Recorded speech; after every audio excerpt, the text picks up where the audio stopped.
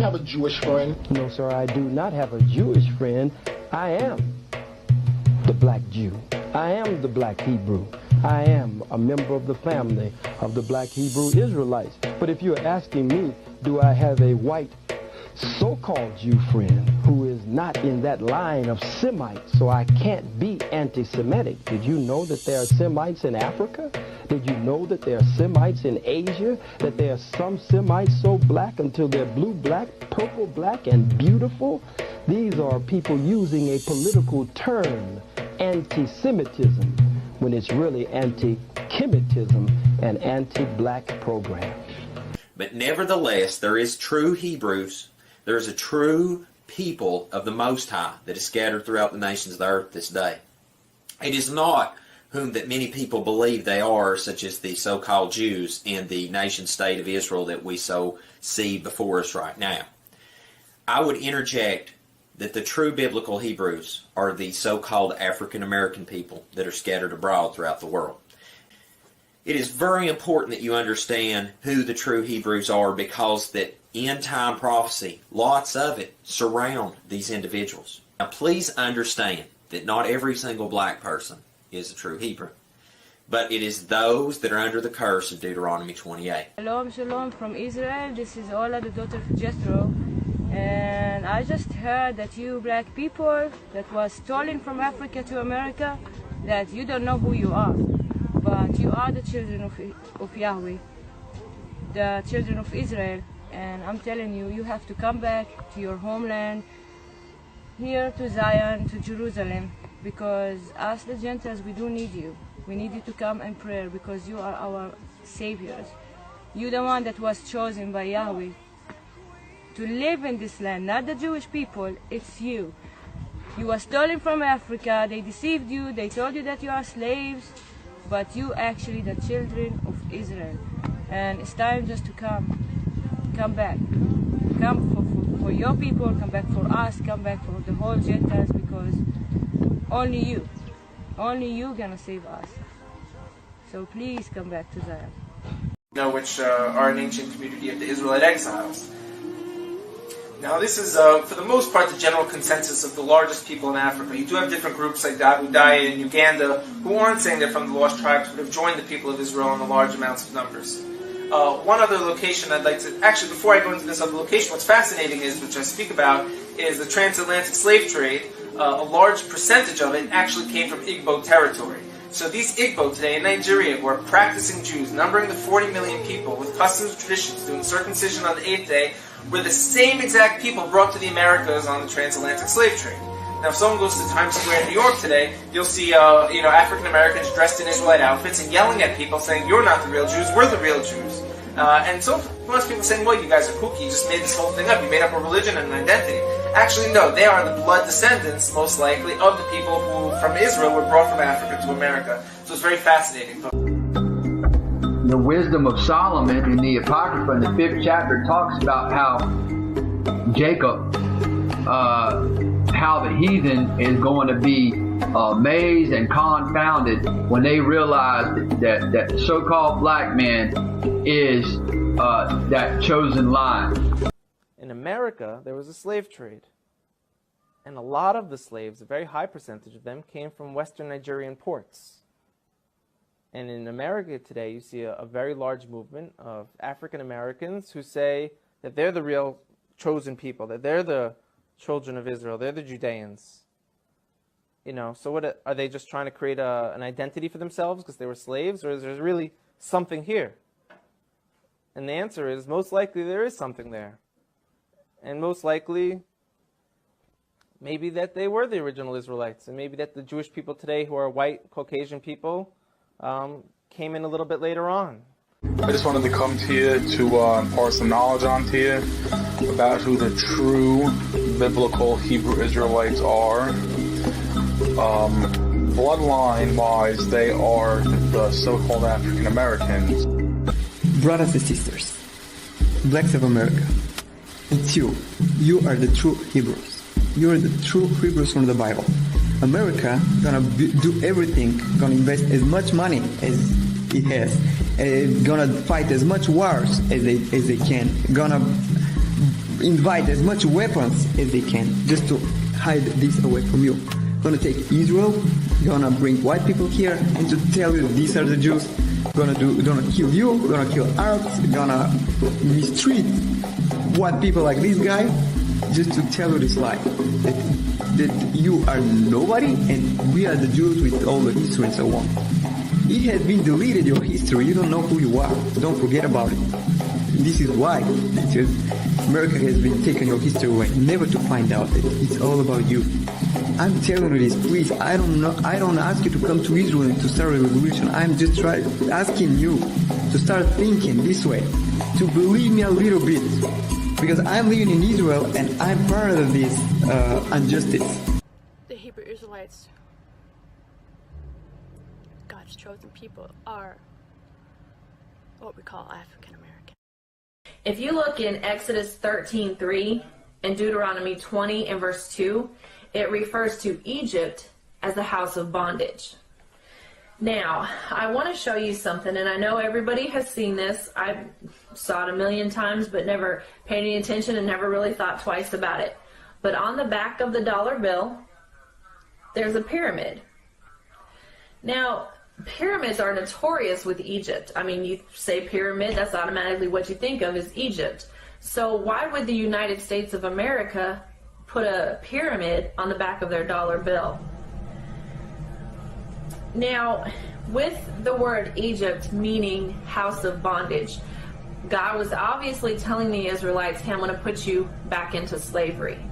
Now, the only race of people that were brought over on ships and sold as bondmen and bondwomen, which are slaves, are the so-called African Americans. That's the term that the white man has given them.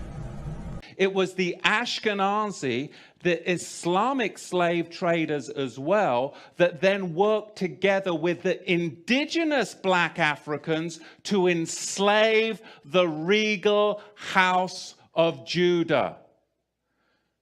This is what we've got to understand, but you've got to go back before the 16th century to understand the roots of it. So we're going to see, as we dig into this, where this slavery came from, because it was really a system that was very, very well crafted. There was Islamic masters, and there were white Ashkenazi Khazar ship owners. There were the buyers and the sellers. And they're not going to fill you in on all of this, but really you've got a four-tier system. Number one, you have the Negro nomads that were exiled from the kingdom of Judah. Number two, you had indigenous black African hunters that resented the regal Negro nomads that had come into their territory with their own customs, with their own laws that were different and would not assimilate into their tribal culture. They were their own tribe. They were the regal house of Judah. And number three, you had Islamic trappers that worked with the indigenous black Africans to trap the regal Negro house of Judah. And then you had them sell them to the Ashkenazi ship merchants. Do you know how many blacks in America have been lost to Islam? It's outrageous. That's not your tribe. Your tribe is Judah. Muhammad's tribe enslaved you. Why would you convert to Muhammad's tribe when you're of King David's tribe? Sub-Saharan West Africa is an interesting place, especially a little place called the Slave Coast, in which the slave traders called Negro Land. As you can see, the area of the Slave Coast was called Wahida. And if you look right above it, in English are the words Kingdom of Judah. This is the port where the so-called African or Negro American was taken, also to the British Islands, South America, and Europe. Man, welcome to Controversial and Deep Biblical Breakdowns series sponsored by the Scorn Black Man podcast.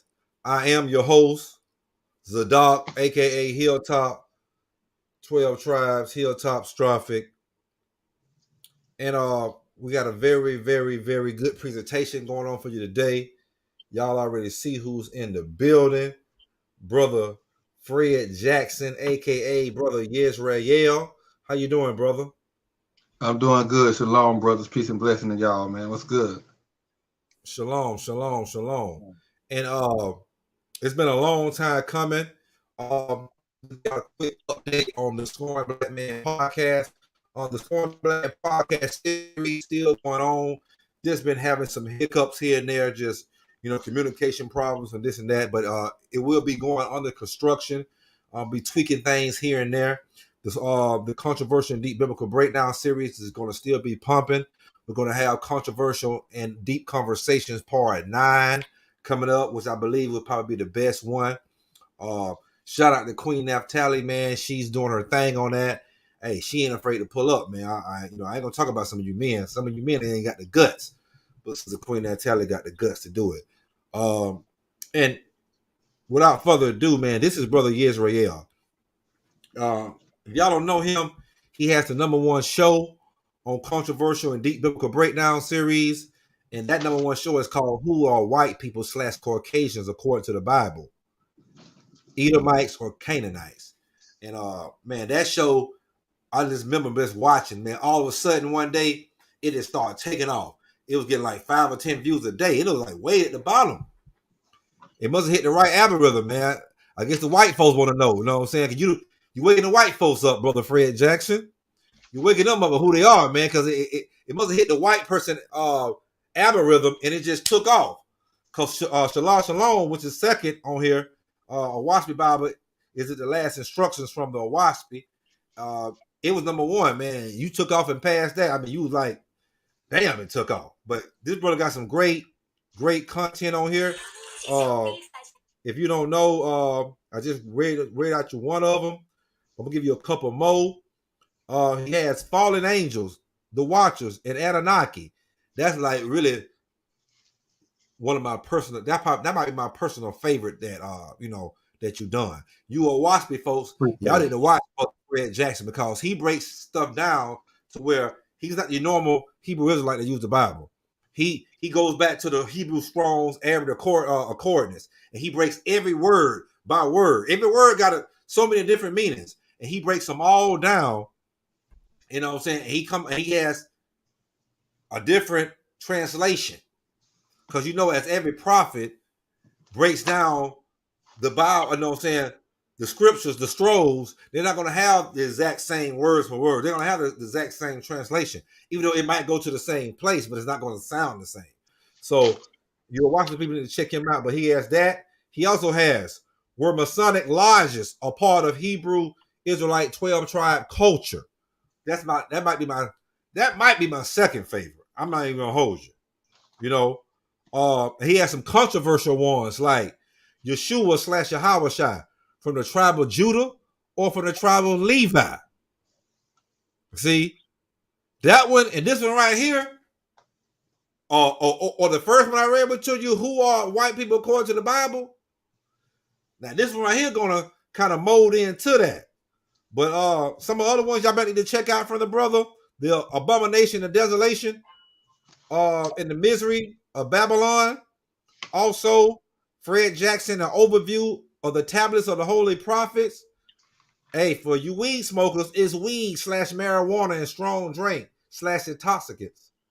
Lawful according to the holy Bible. Is it?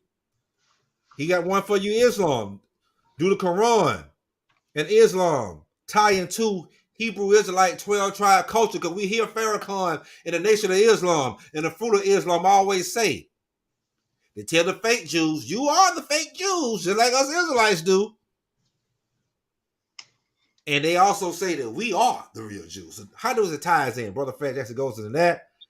The sacred name and part 2 of the misery of Babylon. Also, did Yahweh / Yeshua down the cross? Did he die on the cross or did he not? This brother go into some deep stuff. But those are some of the shows that he had done. Today's show is going to be Brother Fred Jackson, aka Israel, will be presenting the contention of Jacob and Esau. And this is presented by Brother Fred Jackson. And without further ado, my good brother, people been waiting for this. You know, they love to come and see all the other shows and this, and that, and the third. But man, when did they get a load of you again? You know what I'm saying? You have some great wisdom and some great knowledge to spread on to the brothers and sisters. So if y'all ever hear me get on the brother ass, it's because I'm ready for him to spread it to the world. You know what I'm saying? Some more. So without further ado, Brother Fred Jackson is presenting the contention of Jacob and Esau. And this is presented by the Scoring Black Man podcast, controversial and deep biblical breakdown series. Brother Fred Jackson, the floor is yours. All right, brother. Like I said, once again, shalom. And before I get into the context, the original context of what I want to present, the contentions of Esau and Jacob, I would like to present just oracles from the books of Enoch. And I believe I had a couple from the Apocalypse of Abraham.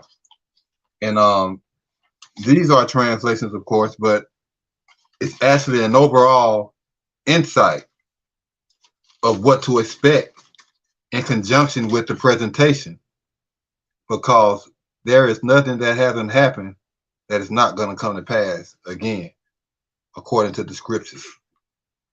And with that, I'm just gonna get into it. And I'm gonna start off with the book of Enoch, chapter 1. And it says, the words of the benediction of Enoch, with which he blessed the chosen one and the upright, who will be nourished up on the day to desolate the adversary, when every evil man and powerless are to be grieved. And he began his story teaching, Enoch, an upright chief man, whose knowledge beacon the delivered of the patrimony, marked a revelation to desolate the holy tablet by an astrologer, which the angel showed me, and I marked well everything from them. And I discerned and understood, but it was not for this generation, but against a remote one which is to come. Concerning the elect I taught, as I began my elaborate compilation concerning them. A pious chief man will teach out from his residence, and the eastward sovereign will come because of the tablet, even on Mount Sinai, and appear in the splendor of his authority from the sky. And the lodge shall be very afraid, and the raised up shall be terrified, and the great dread and trembling shall seize them because of the chiefs of the families. And the eldest hills shall altogether bemoan, and the proudly spoken hills shall be made to prostrate, and shall soften like wax near a great flame. And the family shall be wholly torn apart, and everyone that is committed to magical craft shall be put to death. And there shall be a judicial sentence against the lodge. But to the upright will he distribute the repay, and will protect the chosen ones, and favor shall be upon them, and they shall belong to Yah, and they shall be circumspect, and they shall be blessed, and the wisdom of Yah shall illuminate from them. And take heed, he go to war to accumulate abundance for his dedicated worthy to execute judgment against the lodge, and to put to death all the condemned, and to convict all the kindred for all the acts of their wickedness that they have surely committed, and for the severe lying which the guilty sinners have spoken against him. Second Enoch, chapter 62. The second book of Enoch, chapter 62. In the like manner, the elder commended the sovereigns, and the princes, and the honorable men, and those who lodge within the husbandry, and demanded, disclose your knowledge, and help to deliver your heels, since you are able to recognize the chosen one. And the sovereign of the regions seated him on the throne for his honor, and the divine intellect for righteousness altogether cast out because of him. And the judgment of his word slaughters all the condemned. And all the injustice shall be destroyed by reason of both his tablet and the honorable, seeing his knowledge. And on that day, all the sovereigns and the princes, and the lifted up, and those who seize the tablet, shall stand up, and shall gaze upon and recognize that he avenged to set at one again the tribunal of his nobles, and that the just shall be judged by him, and no lying word is spoken by him. Then anguish will come upon them, as a woman in labor, and she has affliction in giving birth when her child enters the opening of the womb, and she is anguished in childbirth. And the discontented company of them shall look upon to the end the messenger, and they shall be terrified, and they shall look upon one another downcast, and grief shall seize them, when they discern who the chief of the patrimony appointed against the judgment seat to desolate his rage. And the sovereigns and the princes, and the families who inherit the husbandry, shall praise and glorify and exalt him who rules over everything, wheresoever it is kept secret. Even since the beginning of the world without end, the chief of the patrimony was concealed, and the Most High guarded him from the impudence of his chiefs, but revealed him to the chosen one. And the congregation of the chosen one and the saints shall be like a planted field, and the families chosen shall stand firm with him throughout the process of time. And all the sovereigns and the princes, and the lifted up, and those who took the tablet shall fall down prostrate before him with their worthy, and do reverence and set their hope upon him, upon that anointed one of the patrimony, and petition him to supplicate for mercy by reason of his ministry. Notwithstanding, because the sovereign of the regions will surely cry out from every side them, so that they shall grievously depart out of his presence, and their countenances shall be soaked from disgrace, and the misery grows deeper by reason of their anger. And he will shed them, and he will shed in them of the priest for punishment, to execute vengeance against them, because they have oppressed his families and his chosen. And they shall become a spectacle before the upright and before his elect. And they shall triumph over them, because the rage of the sovereign of the regions remain upon them, and his cutting instrument is soaked with their blood. The upright and the chosen one shall be delivered on that day, and they shall never again look upon the face of the guilty and the wicked. And the sovereign of the regions will confirm concerning them, and they shall rule, avenge the large altogether, and excel to have power, with the anointed one of the patrimony by means of truthfulness, and the east. The upright and the elect shall beacon the raised up of the families, and cease to be downcast, and they will altogether be clothed with the vestures of the congregation. And these same shall be the coverings of the congregation from the sovereign of the regions. They shall not wear out, nor will your honor cease at all from before the sovereign of the regions.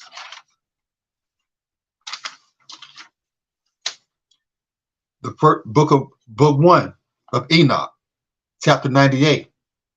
And now I swear to you, to the perverse, and to the foolish man, that you shall meet many enchanters in the husbandry. Excuse me. And you husbandmen shall put on more adornments than a woman, and colored clothing more than a young woman, like royalty and in grandeur, with riches, and with money, and with gold, and in purple, and in splendor. And because of a tablet they shall be cast out, as well as the help. Therefore, they shall have neither an opinion nor discretion. And because of this, they shall die together by reason of their acquisitions, and by reason of all their wealth, and their splendor, and in shame, and because of the murder cry, and with the great destitution, their necromancers shall be destroyed by a tablet to desolate the brutish persons. I have sworn concerning you, you ones accounted guilty, as a mountain has not become a slave, and a range of hills does not become a servant to a woman. Even so more evil has not been ascribed for the families, but man of himself has created it, and they that commit it shall be condemned according to the great curse. And barrenness has not been put in a woman, but on account of the acts of your own handiwork, she dies without children. I have sworn concerning you, you ones accounted guilty, by reason of a put to shame honorable chief, that all your evil works shall be disclosed before an honorable man, and that none of your violent acts shall be concealed and kept secret. And do not think in your mind, nor suppose in your wisdom, that you do not comprehend, and that you do not perceive that every trespass was recorded to consent the chronicles against the astrologer according to the knowledge of the Most High.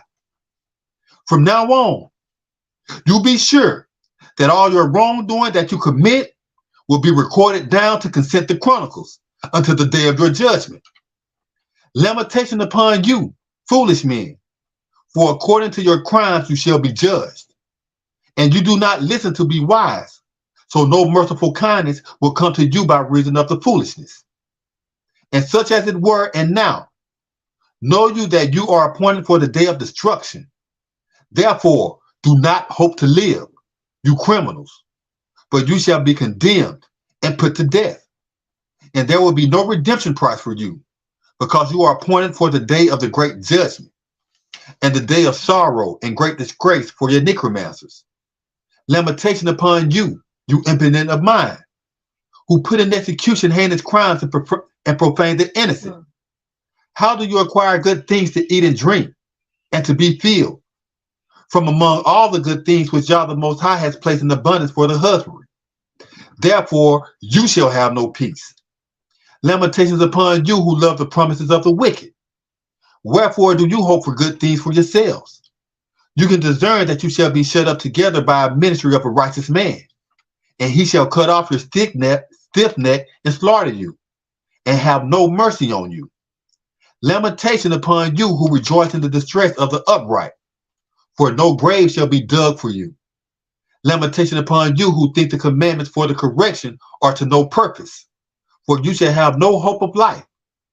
Lamentation upon you who prescribe the law to lying and comfortless words, for they prescribe the laws their untruths, so that the husbandman may obey them and act mindlessly towards the kindred man. Therefore they shall have no peace, but die sudden death. The contention of Esau and Jacob. The following compilation of laws and judgments, which shall be consented in the Torah and confirmed throughout the Testament of the Hebrew sacred scriptures, shall chronicle the lives of the twin brothers identified as Esau and Jacob. Also, within the same enlightenment concerning Esau and Jacob, we shall begin to understand the truth of the law, equally with its judgments, as they shall be reflected in the contentions of Esau and Jacob, as well as within their individual ministries.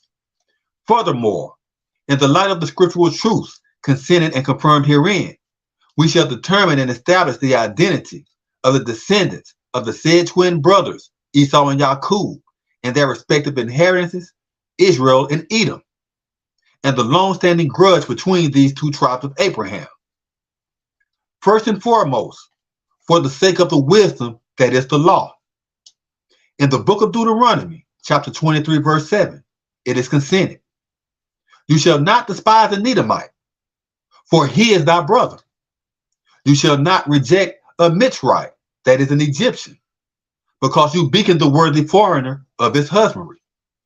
And as a brief overview to the following detailed chronicles of Esau and Jacob and their foretold contentions against each other, the Torah renders its consent concerning the said contentions that would exist between the two twin brothers. In the book of Genesis, chapter 25, verses 21 through 34, it is consented. And Yishak entreated the elder for his wife, because she was barren. And Yahweh entreated for him, and Rebekah his wife conceived. And the children struggled together within her. And she thought, if this is true, why am I so? And she hastened to inquire of the elder. And the elder messaged her, 2 flocks shall be from thy womb, and 2 manner of chiefs shall altogether separate selves by reason of thy love. And the first congregation shall be stronger than the other assembly, but the elder shall serve the younger. And when her days to be delivered were fulfilled, surely there were twins in her womb. And the first came out reddish of the complexion, all over as hairy apparel. And they called his name Esau. And after that came his brother out, and his hand seized hold on Esau's heel. And his name was called Jacob. And Yishak was 80 years old when she bare them. And the boys grew. And Esau became a cunning hunter, a chief man to desolate the inheritance. But Jacob greatly desired to engrave the tablet, lodging with the merciful. Excuse me. And Yishak loved Esau, because he did eat of his food. But Rebekah loved Jacob. And Jacob boiled the soup.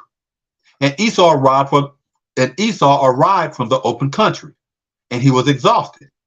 And Esau said to Jacob, "Feed me, I beg you, with that same red soup, for I am exhausted."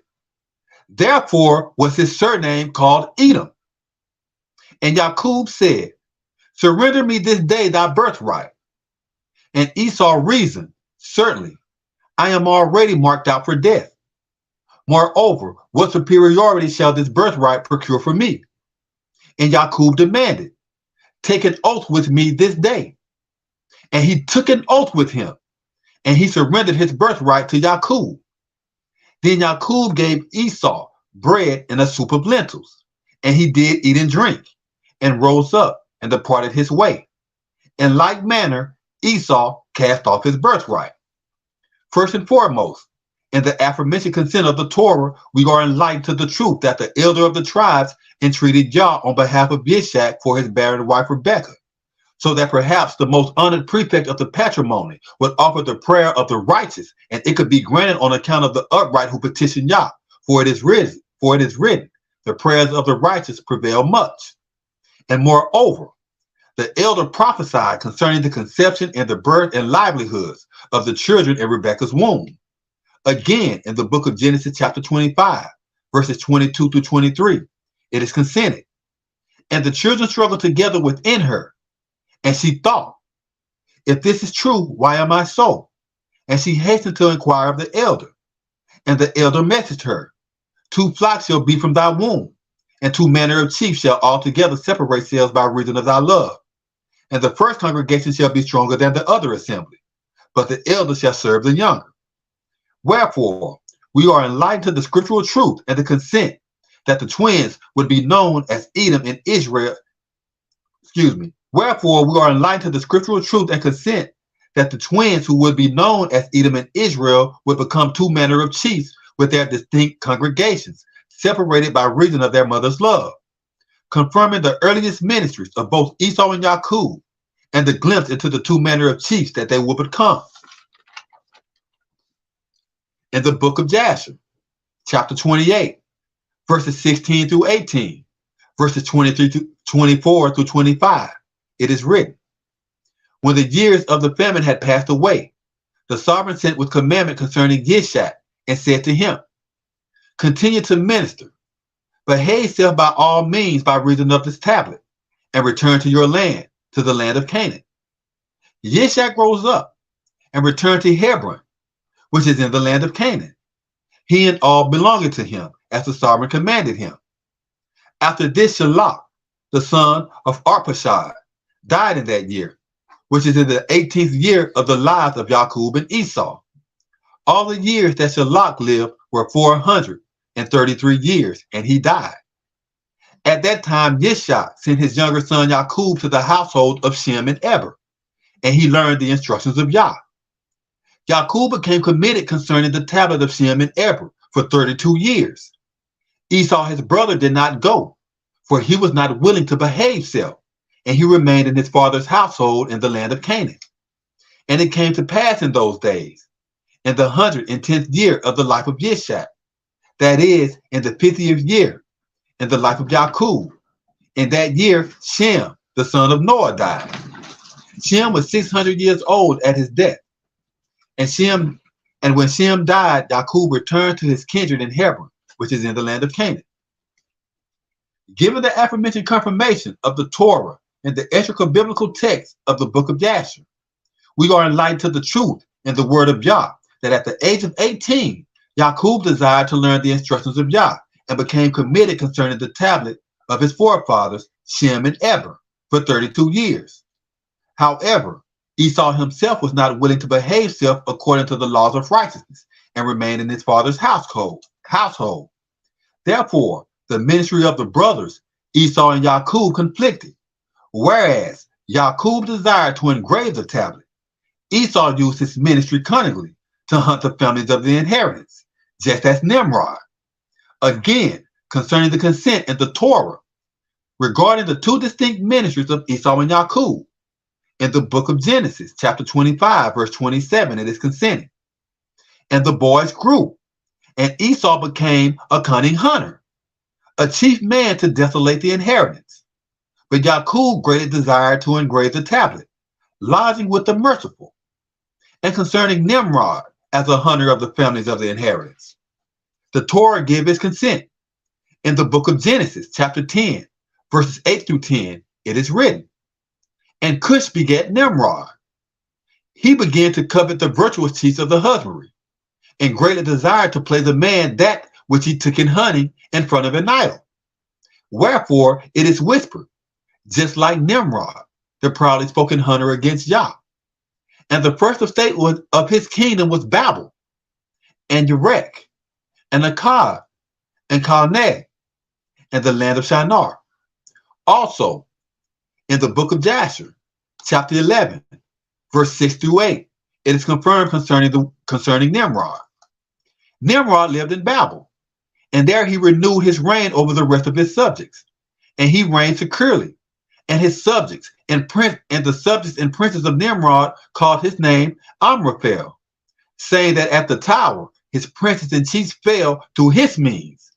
Notwithstanding this, Nimrod did not return to Yah, and he continued in wickedness and teaching wickedness to the chiefs of the patrimony. And Mardon his son was worse than his father, and continued to add to the abominations of his father. And he caused the chiefs of the patrimony to sin. Therefore it is said, from the wicked goes forth wickedness. Wherefore, the two distinct ministries of Esau and Jacob mark them as two manner of chiefs with two distinct flocks, as previously mentioned in the overview of scripture pertaining to the contentions of Esau and Jacob. And one such incident confirmed in the Hebrew sacred scripture involves Esau himself employing a ministry to bring death upon his own brother Jacob. Concerning this scriptural truth, in the book of Jasher, chapter 29, verse 13, and verses 31 through 38, it is written, and Esau lived in pleasure in the husbandry of the he-goat 6 months without considering his patrimony and bond. And afterward Esau took his wives and departed away, and returned to the land of Canaan. And Esau settled his wives in his father's household in Hebron. When Jacob fled away to depart for the hill country, Esau called for his son Eliphaz, and secretly communed with him, commanding, now hurry, take your cutting instrument with your ministry, and pursue Jacob, and pass in front of him on the road, and lurk for him. Beat him with your cutting instrument by reason of the tablet to desolate honorable men, and seize everything belonging to him, and come back. Eliphaz, the son of Esau, was an active youth, and accustomed to cast down as his father had taught him. And he was a noted hunter among the pure and valiant chief. Eliphaz did as his father had commanded him, and Eliphaz was at the time 13 years old. Eliphaz rose up and departed, and took many of his father's friends with him, and pursued Jacob. He followed closely Jacob, and he lurked for him on the border of the land of Canaan opposite the city of Shechem. And Jacob marked Eliphaz and his men pursuing him. Jacob stood still at the place in which he had traveled in order to understand what it was, for he did not know the matter. Eliphaz drew his cutting instrument, and he came quickly advancing, he and his men, toward Jacob. And Jacob said to them, why have you come here? And what does it mean that you pursue me with your cutting instruments? And Eliphaz came near by Jacob, and he answered and said to him, in like manner did my father command me. And now therefore I will not deviate from the orders which my father commanded me. When Jacob perceived that Esau had spoken to Eliphaz to employ a ministry, Jacob worshipped and supplicated to Eliphaz and his valiant men, reasoning with them, "Look upon everything that I have, and that which my father and my mother gave me. This should you seize and depart from me, and do not put to death me. May this judgment be accounted to you a righteous act." And Yah caused Jacob to find favor in the presence of Eliphaz, the son of Esau, and his men, and they consented to the peace of Jacob, and they did not put him to death. Eliphaz and his men seized everything belonging to Jacob, together with the money and gold that he had brought with him from Beersheba. They left him with nothing. Within the aforementioned enlightenment of the previous scripture concerning the ministry of Esau, in conjunction with the orders that Esau commanded his son Eliphaz, himself being a noted hunter among the chiefs at 13 years old, we are revealed certain trespasses of the law that marked Esau as a transgressor when he brought his ministry against his twin brother Jacob. First and foremost, the very act of Esau sending his son Eliphaz, a youth of 13 years old, to perform his murder cry against his brother Jacob was a crime and trespass of the law, for it is considered in the law, in the book of Deuteronomy, chapter 18, verse 10, where it is written, "There shall not be found among you any chief that make his son or daughter to meddle with the enlightened, or that speak divination, or an observer of idols, or an enchanter, or a witch. Wherefore, among other trespasses of the law, we are enlightened to the truth that if a chief make his son or daughter meddle with the enlightened, then that same chief has violated the law and is subject to the judgments therein. Also, Esau trespassed according to the law when he violated the oath of his patrimony and the bind, thereof, when he treacherously came against Jacob. Concerning the patrimony and the bond thereof, the Torah gives its consent in the book of Genesis, chapter 2, verse 2 and 5, and verses 21 through 24, where it is written, "And on the charge by an oath, the enlightened in no wise ceased his service, wherewith he entered into a covenant. And he kept the Sabbath on the seventh day from all of his labor, wherein he had a manner of work. And the worthy laid unto charge herein showed himself pure before he was in the husband. And him that was brought forth which showed himself pure within, the same advanced. For to act insolently, Yah had never ascribed it to the teachers in the husbandry, and there was not a chief to transgress the tablet. And the chief sovereign caused the surging mass of water to cast into a dead sleep both the pure and deceptive of the men of low degree. And he slept. And he took one of his chambers and closed up the body in there. And the chamber which the chief sovereign had prepared because of the worthy raised up the same a husbandman and presented him to the kindred. And the person swore, This is now the life which I bind fast, and the kindred wherein I remain. He shall be ordained a husbandman, because he was raised up from among the men of low degree. Wherefore shall a husbandman join his patrimony and his bond, and shall abide fast to their trade." The law gives its consent concerning the patrimony and the bond. In the book of Leviticus, chapter 19, verse 3, it is consented, "You shall revere every husbandman, his bond, and his patrimony, and observe my Sabbaths. I am Yah, thy sovereign." Also, in the book of Deuteronomy, chapter 27, verse 16, it is consented, "Cursed is he that take away the wisdom of his patrimony and his bond, and all the tribes shall avouch, so be it." And in the book of Leviticus, chapter 24, verses 15 through 16, it is consented, "And you shall speak to the chiefs of Israel, commanding, whosoever curses patrimony shall announce his trespass. And he that blasphemes the commandment of Yah, he shall surely be put to death. And all the families shall confine him, as well as the chief respected, as well as he that is kindred in the husbandry. When he blasphemes the commandment of Yah, shall be put to death.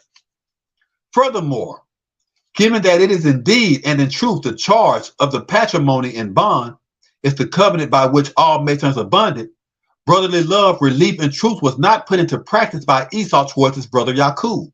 And therefore, Esau blasphemed the commandment of Yah by failing to revere his patrimony and his bond.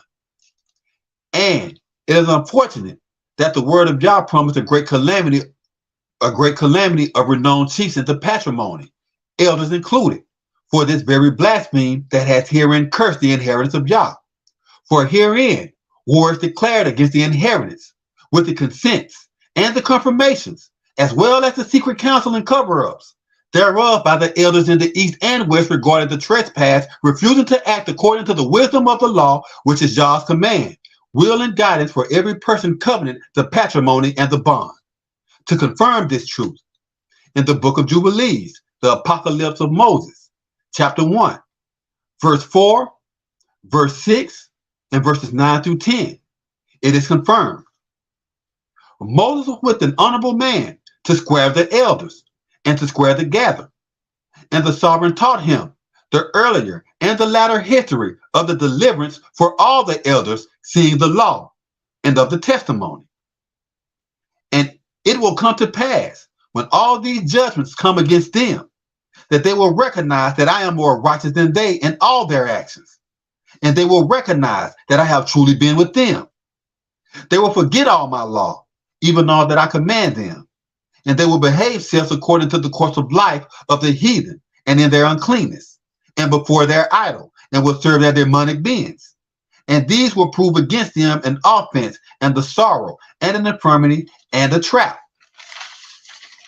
Great men will perish, and they will be taken captive, and will fall by reason of the ministry of the bind, because they have rejected my laws and my commandments, and the solemn feast days of my covenant, and my Sabbaths, and my holy tablet, and my sanctuary, which I have made holy for myself, both to govern the laws and the lawgivers of the husbandry, so that I should set my name on it, that it should reside there.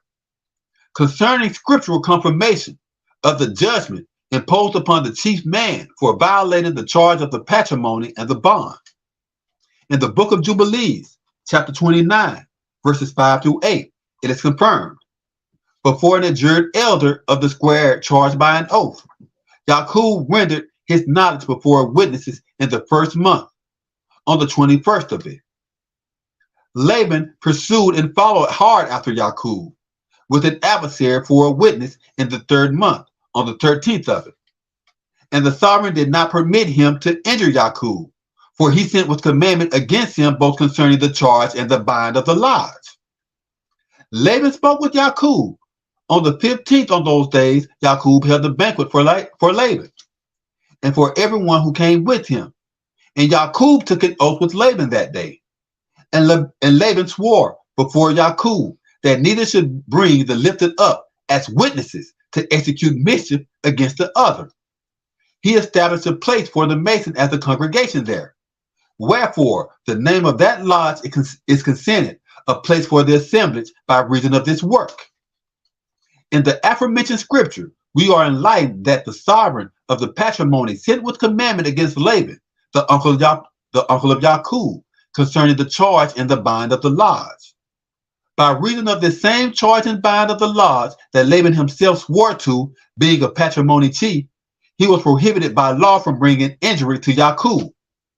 Furthermore, we are enlightened to the truth in the aforementioned scripture that both Jacob and his uncle Laban both took an oath and swore that neither would bring forth a proud witness to execute mischief against the other, and moreover established the lodge there at the locality of their banquet as a witness between them and the oath sworn. Again, in the book of Jubilees, chapter 29, verses 7 through 8, it is written, Laban spoke with Jacob, and on the 15th of those days, Jacob held a banquet for Laban, and for everyone who came with him. And Jacob took an oath with Laban that day. And Laban swore before Jacob that neither should bring the lifted up as witnesses to execute mischief against the other. He established a place for the mason as a congregation there. Wherefore the name of that lodge is consented a place for the assemblage by reason of this work. The aforementioned account of Jacob and Laban is confirmed in the book of Jasher, chapter 31, verse 51 through 53, where it is written, And Laban said to Jacob, We will make a covenant together, and it shall be a witness between me and you. If you shall grieve my daughters, or shall bind other wives besides my daughters, even the sovereign shall be a witness between me and you in this matter. And they laid to pledge builders and made a league, and Laban avouched, This is the league. This league is a witness between me and you. He called the name thereof Galid, league is witness. And Jacob and Laban presented a gift to the prefect, and they ate there because of the league, and they remained with the prefect to set up the lodge. Laban rose up early in the morning. He wept with his daughters and kissed them, and he returned to his household. Wherefore, in conjunction with the charge and the bind of the patrimony, a covenant was established and the league made between Jacob and Laban, a sworn oath before the elder equally with the consented lodge set up as a witness between them. With this scriptural truth in mind, we are again led into the law concerning a person's vow which he swore on oath.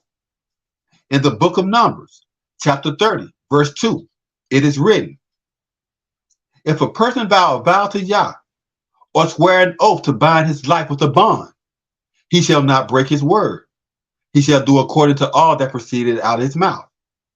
Also, in the book of Proverbs, chapter 8, verse 1, it is confirmed, My kindred, obey the instruction of thy patrimony, forsake not the law of thy bond. And again concerning the bond of the patrimony, in the book of Genesis chapter 2, verse 2 and 23, it is consented. And on the charge by an oath, the enlightened in no wise ceased his service wherewith he entered into covenant. And he kept the Sabbath on the seventh day from all his labor wherewith he had a manner of work. And the person swore, This is now the life which I bind fast, and the kindred wherein I remain. He shall be ordained a husbandman, because he was raised up from among the men of low degree. One such example of a man of low degree who kept the charge and bond of his patrimony after being exiled because of a relative who was an enchanter, in the legend of the Jews, in the exile of Adam and Eve, it is written, And the man of low degree said to Eve, You can surely do as much as I, and perform certainly so much as you have the ministry for. For I will complete 40 years fasting. But do you arise and depart to the river Tigris, and set up a builder, and stand firm with him in the water courses to minister both concerning the commandment and thy binding according to the lawgiver of the inheritance. And let no byword proceed after thy commandment, since we are unworthy to advise the master. For our binding is polluted by reason of the unfaithful and forbidden carpenter.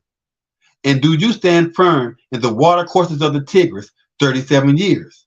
But I will prepare the square continually among the water courses of the Jordan. Perhaps the sovereign will take pity on us.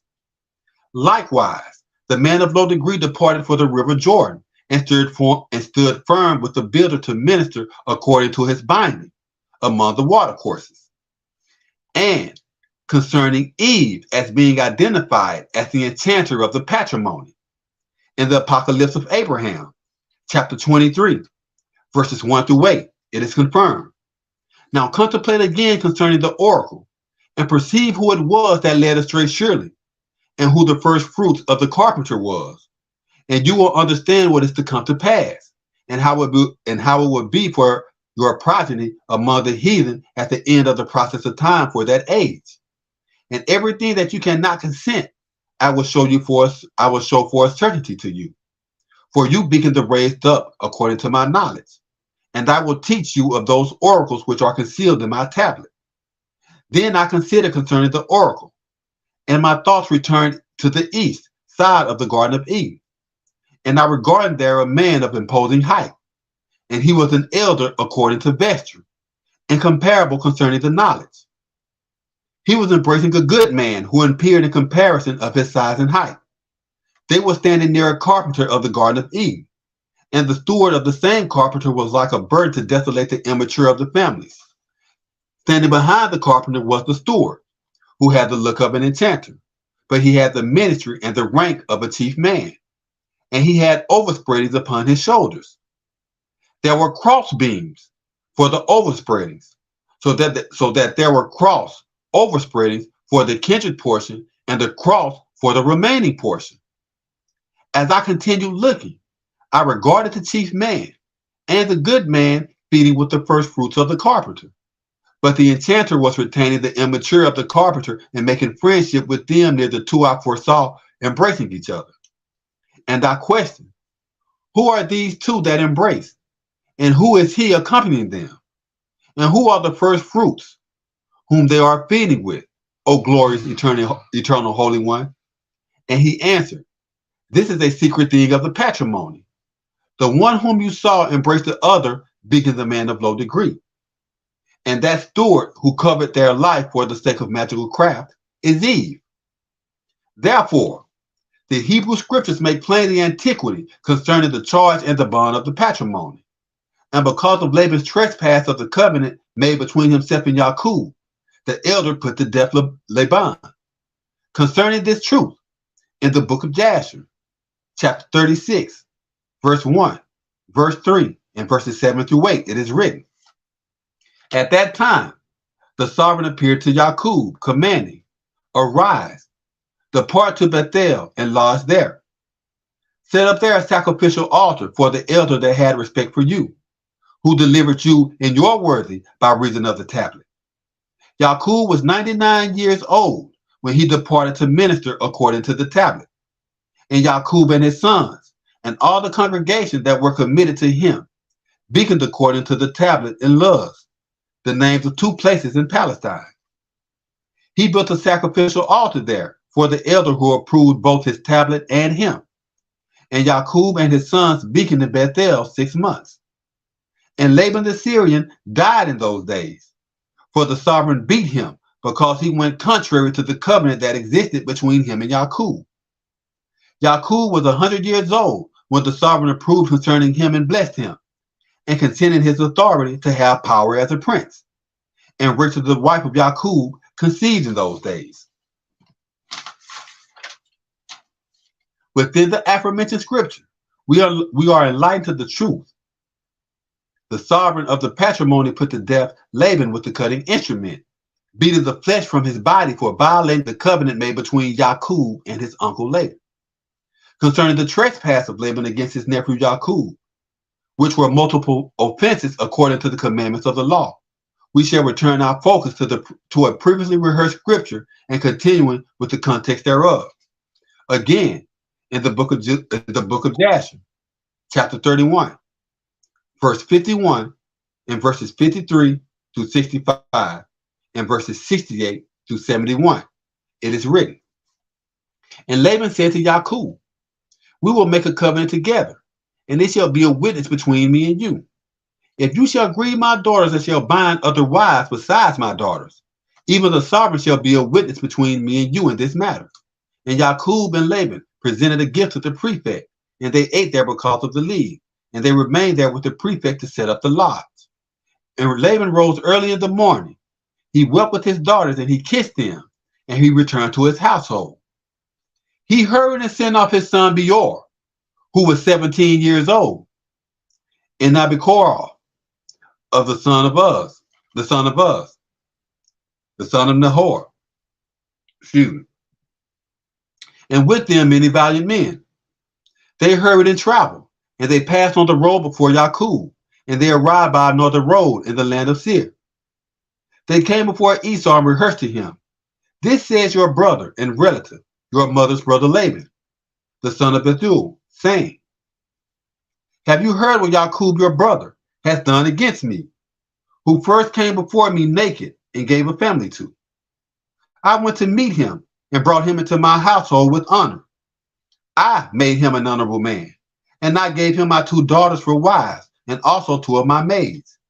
And the sovereign blessed him on my account. He asked much more many a time, and had obtained children and builders and maidservants. He also has an immense stock of flocks and acquisitions, camels and ornamentations, also money and gold in abundance. When he saw that his wealth increased, he left me while I went to shear my sheep, and he rose up and fled in secrecy. He put his wives and children upon camels, and he led away all his teachers and property which he had acquired by reason of my husband. And he brought forth his knowledge to depart for his father Yishak into the land of Canaan. He did not let me kiss my daughters and their children. He led my daughters as captives seized by reason of the murder cry. And he stole my idols and fled. And now I have left him near the range of hills of the valley of Yabuk, him and everything belonging to him. He lacks nothing. If it is your desire to go to war against him, depart then, and there will you find him, and you can do to him as your tablet requires. And Laban's messengers arrived and told Esau all the words. And Esau heard all the lying of Laban's messengers, and his anger was greatly set ablaze against Jacob, and he remembered his hatred, and his anger burned within him. And Esau hurried and gathered his builders and husbandmen and the men of his household, being 60 valiant men.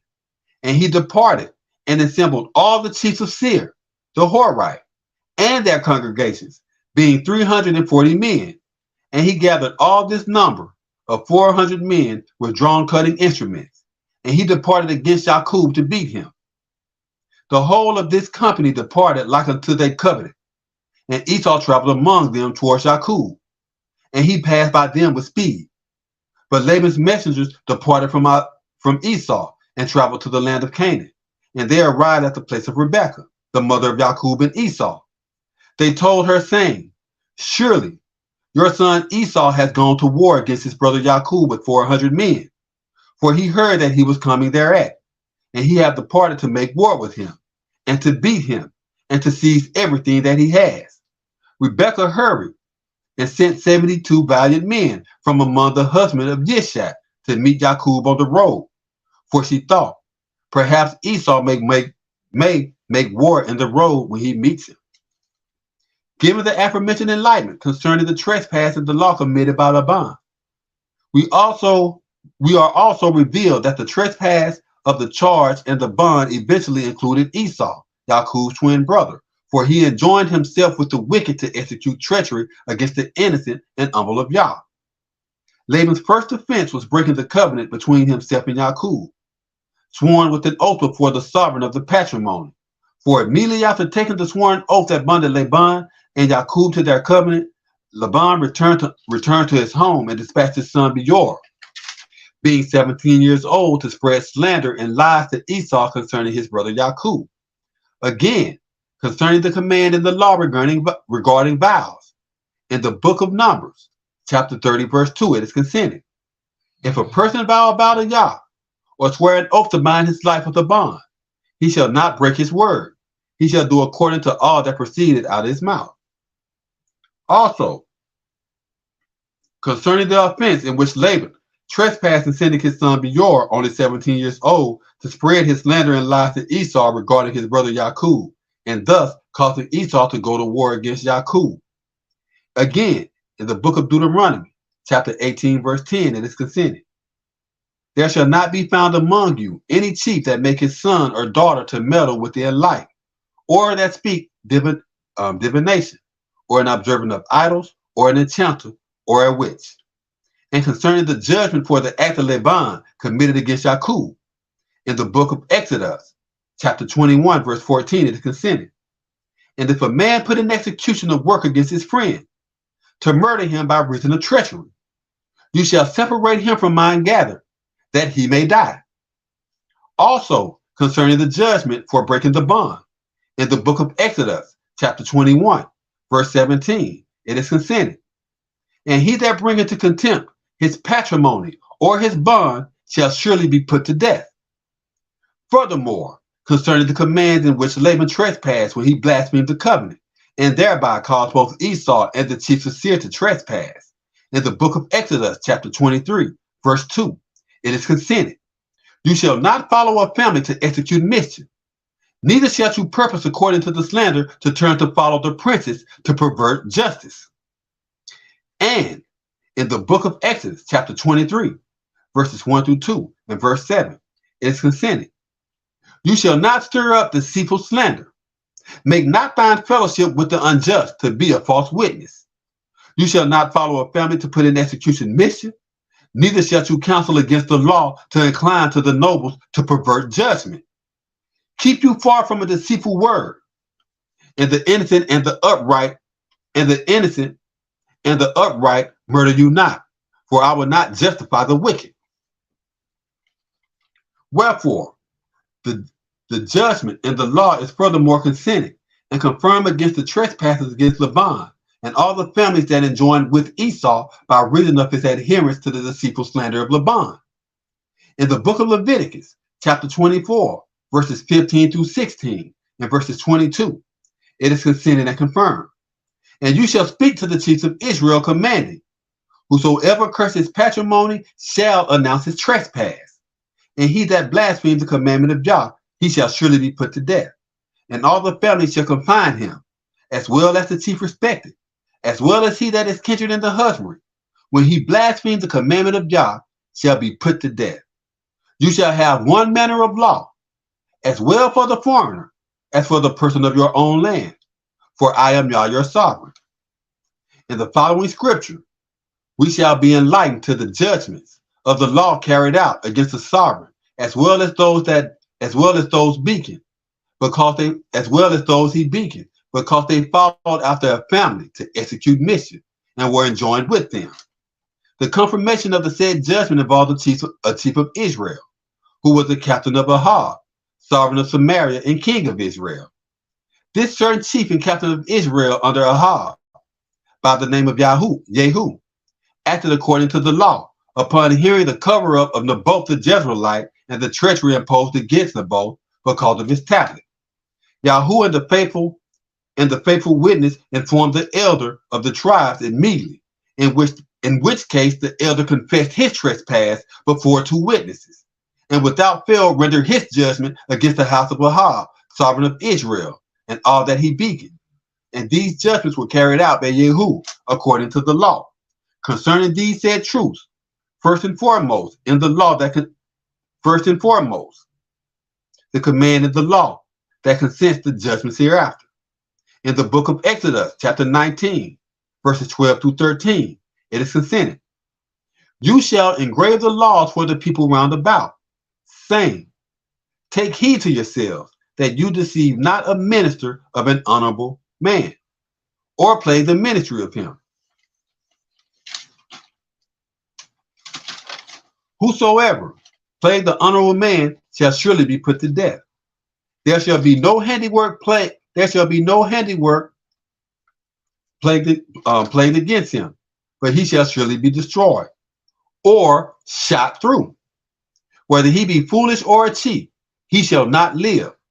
When the suretyship sounded to cast out, they shall descend upon the tumultuous and the lifted up. And in the book of Deuteronomy, chapter 17, verse 6 through 7, it is consented.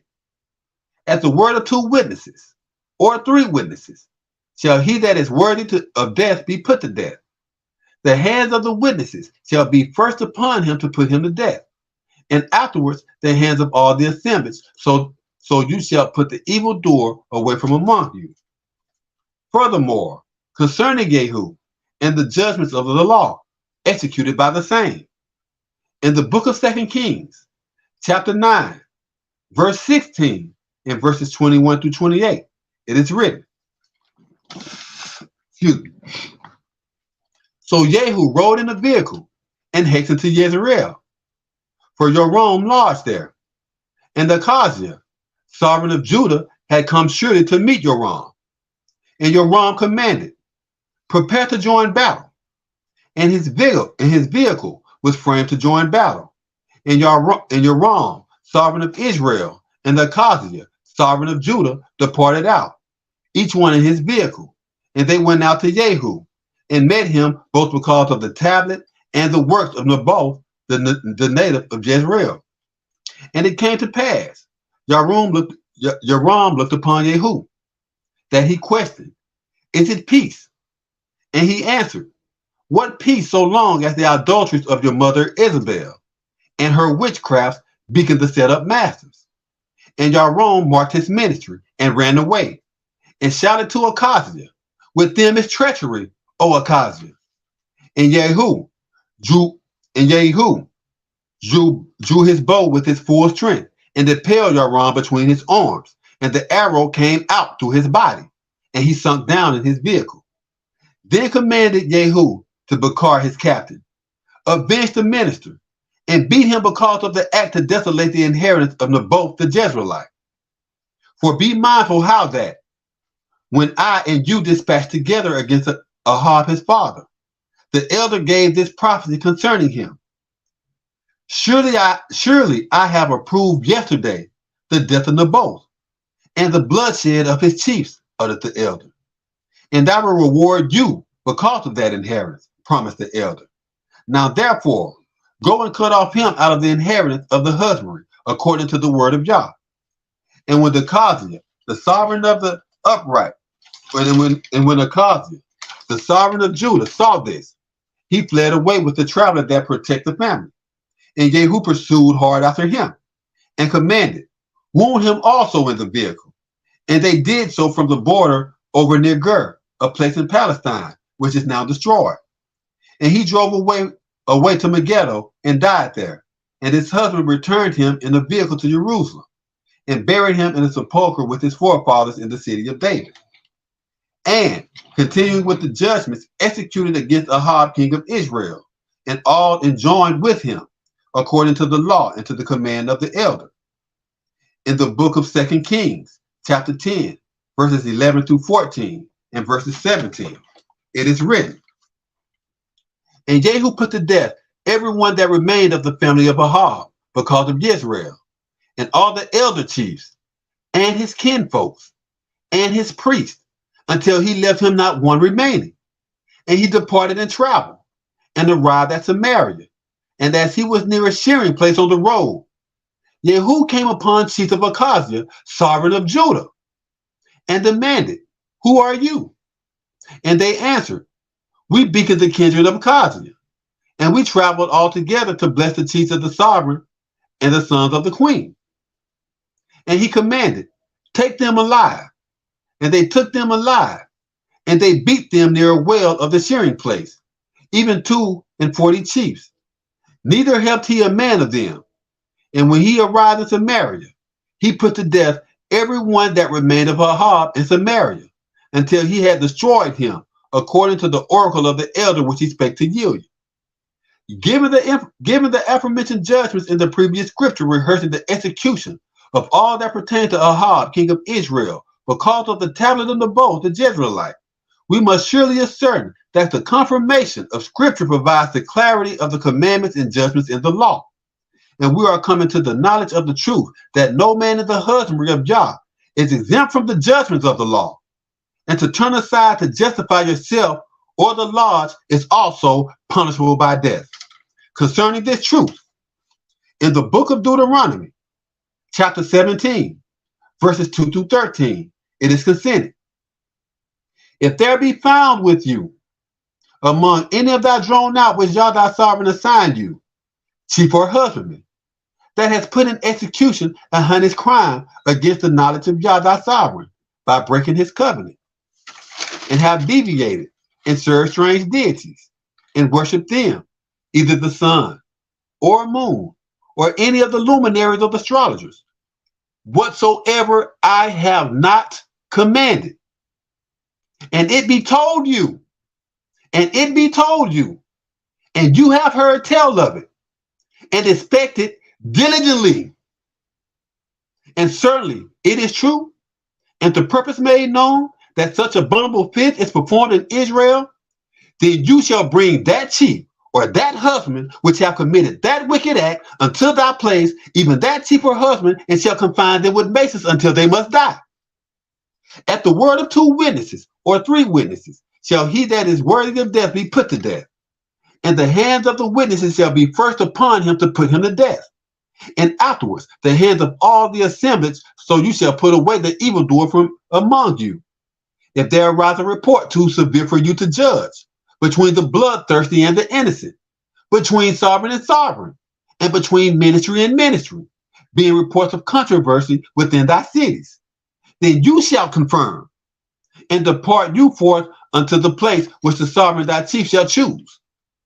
And you shall come before the officiating Levites, and before the sovereign that shall be in those days, and inquire, and they shall provide you the sentence for the verdict. and you shall do according to the law. And they of that lodge which the sovereign shall choose shall exile you, and you shall obey to do according to all that they instruct you, according to the sentence of the law which they instruct you, according to the verdict which they shall tell you, you shall do. You shall not turn aside from the sentence which they shall give you, to clear self with him or with the lodge. And the hypocrite that will act proudly, and will not listen to the chief ruler that makes supplication to minister according to Yah thy sovereign, or according to the Senate, or according, and you shall do according to the law which they that of that lodge which thy sovereign shall choose shall exile you, and you shall obey to do according to all that they shall instruct you, according to the sentence of the law which they instruct you, and according to the verdict which they shall tell you, you shall do. You shall not turn aside from the sentence which they shall give you, to clear self with him, or nor with the lodge. And the hypocrite that will act proudly, and will not listen to the chief ruler that makes supplication to minister according to Yah thy sovereign, or according to the sentence, even that man shall die. And you shall cast out hereafter the evildoer from Israel. And all the kindred shall be obedient, and revere, and act no more proudly. Returning to our focus to the war, which Esau brought against his brother Jacob, we find in the scriptures that the brothers eventually became reconciled after years of bad blood at the contention between the two caused by Laban. Continuing with this said event, in the book of Jubilees, chapter 29, verses 12 through 14, it is written, Jacob laid unto charge Laban again, and he departed towards Mesopotamia, the land of the east. And Jacob went home both with his possessions and the husbandman as witnesses.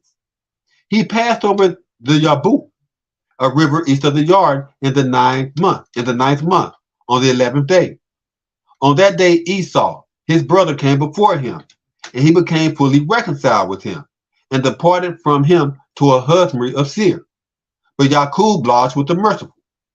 In the first year of the 5th week, in the Jubilee, he crossed Jordan, a river in Palestine, and lodged according to the light. He pastured his sheepfold because of the west, to lie waste the place by reason of the tablet, and against Dothan, a place in Palestine, and against the part of Scorpions. Also, to confirm the contentions of Esau and Jacob, and the enlightenment mentioned herein, in the book of 2nd Esdras, chapter 3 reads, For a deceived elder concerning the destruction of the raised up, I beaconed in Babylon, and sat irritated with anger because of my lodge, and my thoughts came forth to recompense concerning my tablet. I discerned the desolation of truthfulness, and the wealth of those lodging in Babylon, and my mind was disturbed, so that I began to teach the chronicles full of the reverence of the Most High, and the vows. O Yah, who upholds the restrained, you decreed from an ancient time, when you did lay unto charge the families, and these yourself appointed, and commanded the assemblies, and put forth the desire within the man of low degree without a tablet, which was the manner of work for your ministry, and did kindle within him the divine intellect for the congregation. And he became committed to beacon the congregation according to you. And you protected him in Eden, which your sure handiwork had planted, even before a tablet existed to behave self. You taught him the commandment to love your course of life, which he transgressed, and immediately you justified them towards him and his posterity, of whom came numberless nations, tribes, congregations, and kindred. And all the assemblies behaved themselves according to their own instruction, and committed awful iniquities according to you, and rejected your law. And again, in the process of time, you sent a deluge against those that resided under the globe, and destroyed them. And it came to pass concerning every one of them, that as death came to pass upon the man of low degree, so was the deluge upon these same. Nevertheless, you laid unto charge a good man of them, namely Noah with his household, from whom descended all the upright chief men. And it came to pass that when they lodged in the husbandry, when they that lodged in the husbandry began to excel, and had gathered in them many families, and became a proudly spoken assemblies, they began again to be more wicked than the past. And when they lived, more perversely according to you, you chose a chief from among them, whose name was Abraham. Him you loved, and to him only you showed your knowledge, and made an everlasting covenant with him, promising him that you would never forsake his posterity. And after him you laid unto charge Yishak. And after Yishak also you charged Jacob and Esau. And you selected the restrained as your chief ruler, and caused Esau to convert. And so Jacob became an honorable assembly. And when you led his posterity out of Mitzrayim, and you brought them near to Mount Sinai, and putting away the astrologers, you confirmed diligently the tablet, made bow all of Babylonia, and caused the families to shake with fear, and terrified the chief men of that age. Now your honorable men return by reason of both the tablet and the square drawn out of the east, and of a commotion, and of a region, and to desolate the cast out, that you could later charge the law to the posterity of the restrained, and the guard for the posterity of Israel. And moreover, you did of a truth take away from them the false tablet, in order that your law may bring forth revenue for them. Because the first hypocrite, bearing a witness mind, transgressed and was put away. And in like manner shall be every one that is a family of him. Therefore, sickness was made permanent, and the law in the mind of the congregations like bad character to destroy, so that the good man departed the course of life, and the unrighteous peacefully indulged in luxury thereby. So the whole age passed away, and that process of time was brought to an end. Then you raised up a husband named Dawid, whom you commanded to build a city for your name, and there to offer incense and sacrificial presents to you. When this was performed many years, then they that lodged the raised up rejected you. And in all the iniquities performed in comparison of the hypocrite and all the posterity had committed, for they also had a wicked mind. And so you delivered your city over to the ministry of your opponent. Are there iniquities any better that inhabited Babylon, that they should therefore have rule over truthfulness? And when I translated it, and had prophesied the punishment of sin without number, then my mind comprehended the many evildoers against the same deceived elder, so that my will failed me. For I have looked upon how you allow them to sin, and have spared all evildoers, but destroyed your families, and preserved your enemies, and have surely marked. I do not remember when this course of life could beacon the lodge. Are they then of Babylon any better than they, seeing the truthfulness? Or are there any other chiefs that acknowledges you besides Israel? Or what generation so believe your covenants as the restrained has? And yet their requital does not appear, and their labor has no income. For I have gone out here and there among the heathen, and I perceive that they sparkle by means of the wealth, and teach not according to your law. Weigh our iniquity now in the balance, and there is also that lost the country. And surely will your charge be found only with Israel? Or when was it that they who lodged in the husbandry have not trespassed according to your knowledge? Or what assembly altogether likewise keep your commandments? You will find that Israel, by reason of the commandment, has adhered to your law, but never the heathen. The book of 2 Baruch, chapter 10, verses 1 through 7, verses 9 through 19. By reason of the adjured elders, a command of the sovereign came to me. Tell Jeremiah to depart and support the families that are taken away captive into Babylon. But you remain here amid the desolation as a guiding pillar, and that will show you concerning another process of time that will occur in the future to desolate the deceived. And I rehearsed to Jeremiah as the sovereign commanded me. And he indeed departed to the families. But I, Baruch, came back and sat down with the others, became impoverished of the families. And I lamented by reason of the following sorrow concerning an end and taught. Blessed is he who is not risen up, or he who having been risen up has died. But as for us who are old, lamentation upon us, because we discern the wickedness of an overseer, and that thing which has befallen the teachers. You husbandmen, sow not again. And, O husbandry, wherefore offer you your troubled first fruits? Keep for you the best of your victuals. And you, tablet, why further do you render your bad fruit? For an offering will not again be rendered thereout concerning the desert. Nor will the chief men again be exalted.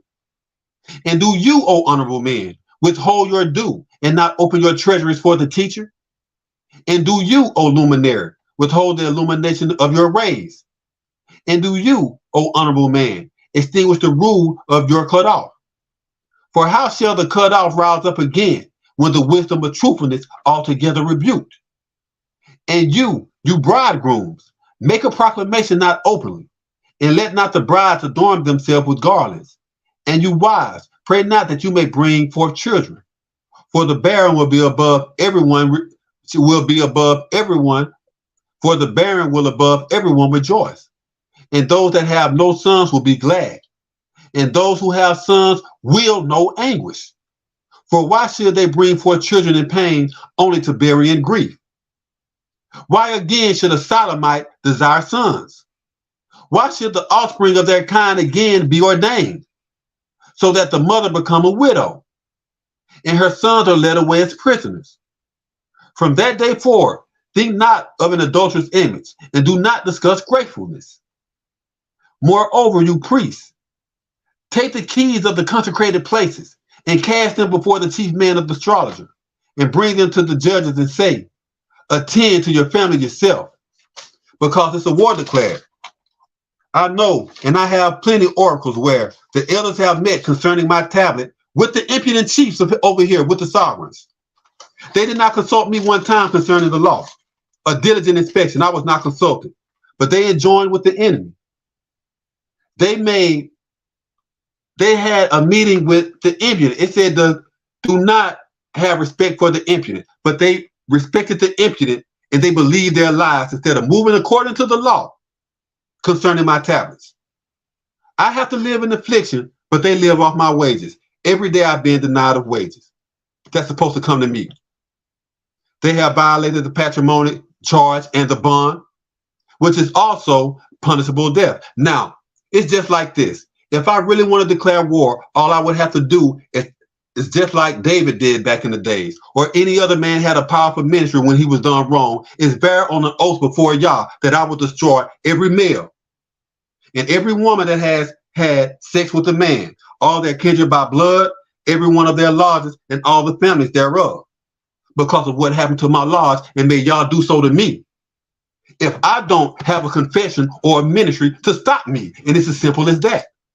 But because the law says, do not lay your hand upon Yah's anointed, and I know the elders are anointed of Yah, I will not bring my ministry against them, because then I wouldn't be honorable.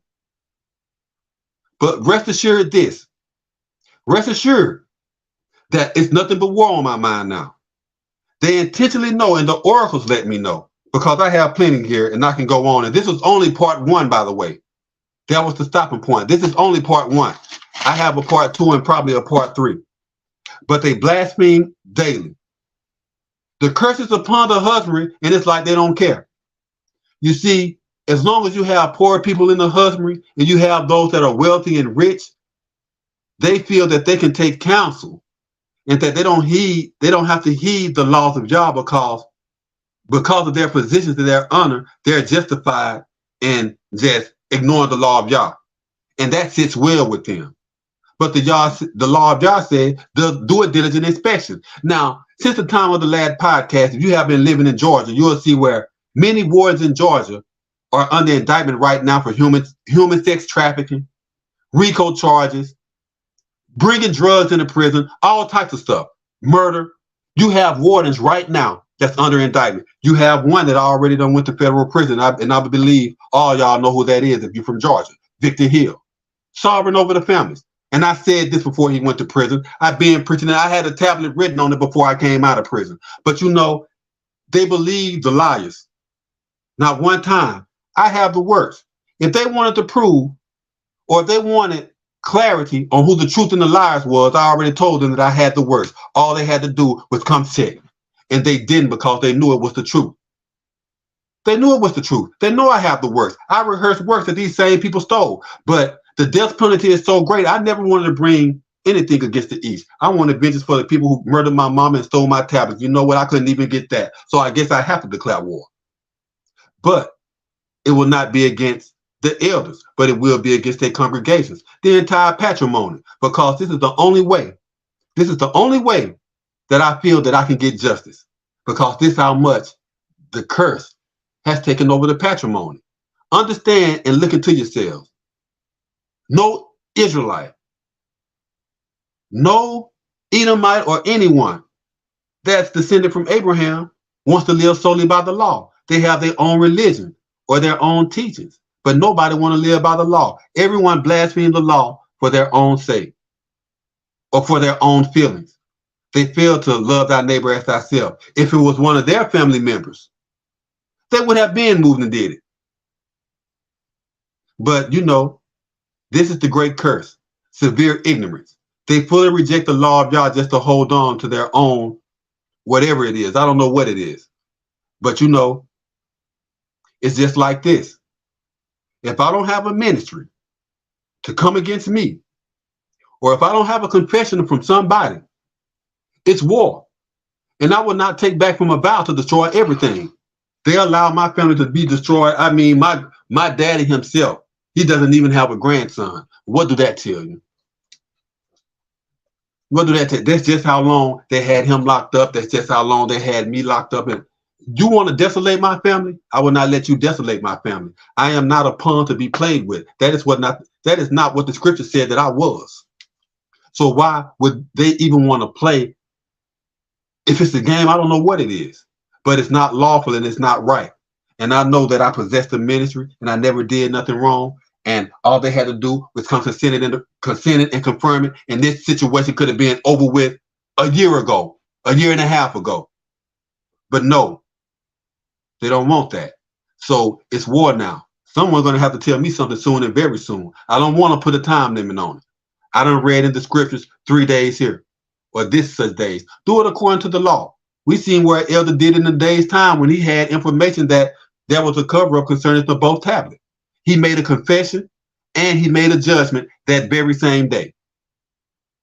In the act of Esau, when he came against Jacob, if I would have got into depth to it, it was the elder who prevented Esau from putting Jacob to death the second time when he came with all the chiefs.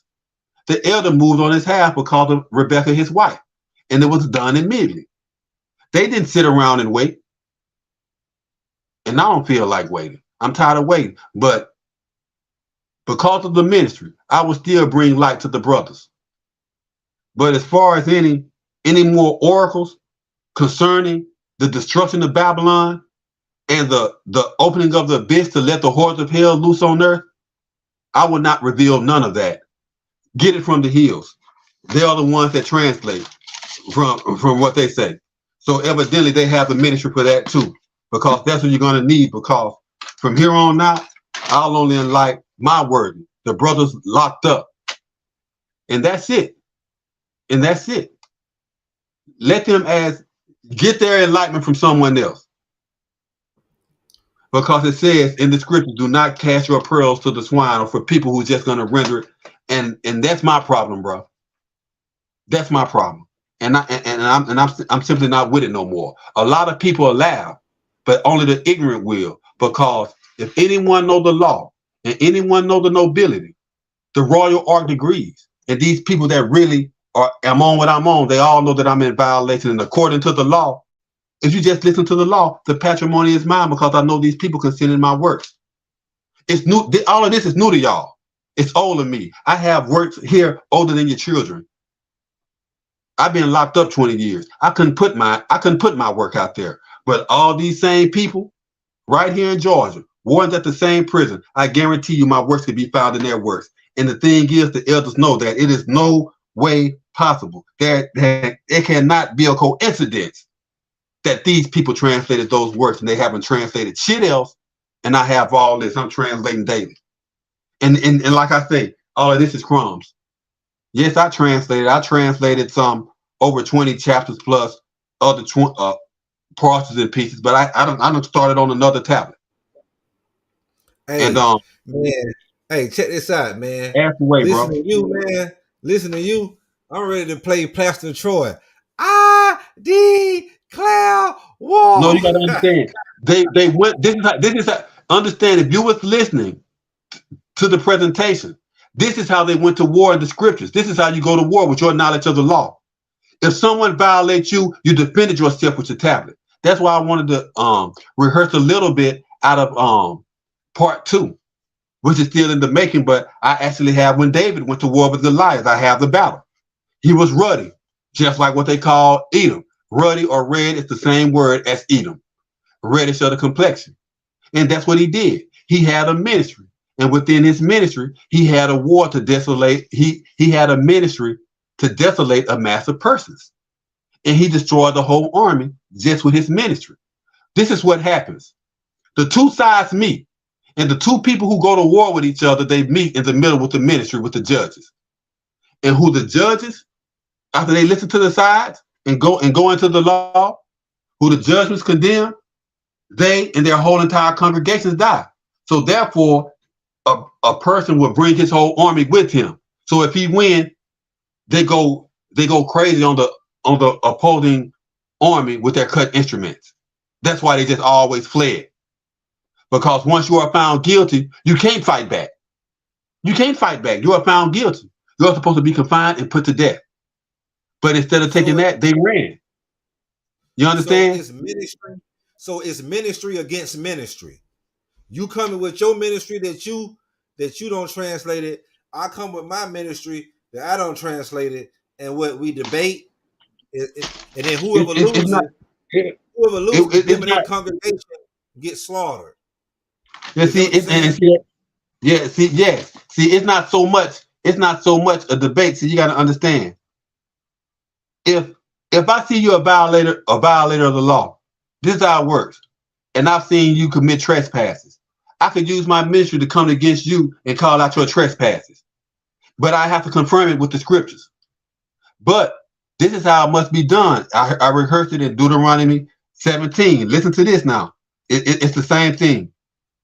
And I'm gonna start at verse 8. It says, if there arise a report too severe for you to judge between the bloodthirsty and the innocent, between sovereign and sovereign, and between ministry and ministry. You got to understand, everybody don't have the same ministry. And a lot of people's tablet is passed down through their household. That's why Jacob had his tablet. David had his tablet passed down to him by his father. Everyone had their tablets with their particular ministry. Some people's tablets had witchcraft in it, probably roots or whatnot. Some people's tablets probably just were used to hunt. Like Nimrod, like Esau, like Goliath.